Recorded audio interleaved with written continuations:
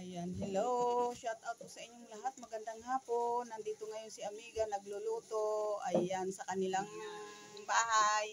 Ginigisa ko po yung bawang, sibuyas, kamatis. Ayan, giniling po. Magluluto po ako ng mustasa, mga amiga. Pakikita ko sa inyo.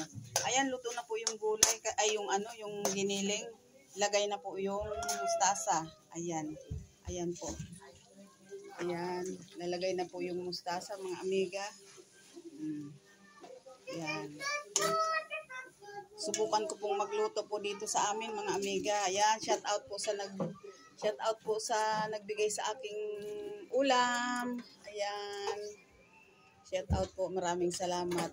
Ayan, halo-haluin na yung mustasa. Ayan, hahaluin lang.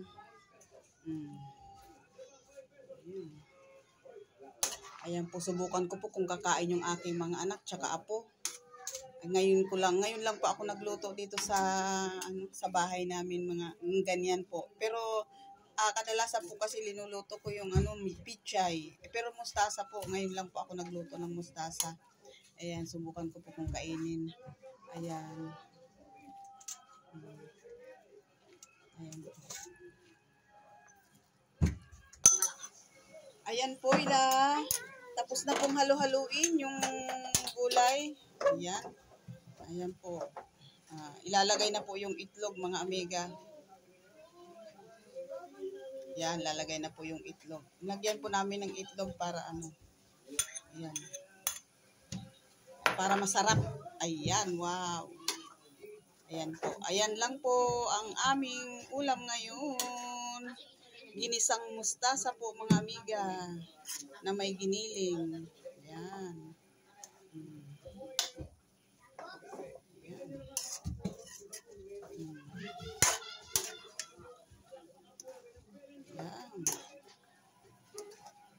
Ayan ang ulam. Subukan ko po kung kakain ang aking mga anak. Ayan. Subukan ko po ito mamaya. Ayan. Ayan, kumukulo na siya. Tapos, ayan, lalagyan ko na po ng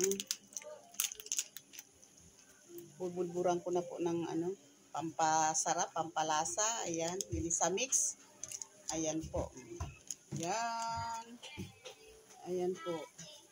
Tapos lagyan ko ng kaunting paminta, mga amiga. Ayan. Tapos kaunting asin. Kasi wala po kaming patis. Asin lang po ang aking ilalagay. Yan. Ganyan lang po, mga amiga. Yan po. Maraming salamat po sa panunod itong aking gulay na mustasa.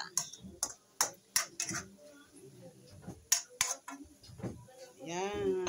Maraming salamat po sa inyong lahat. Paki-subscribe na lang po sa aking linutong ulam.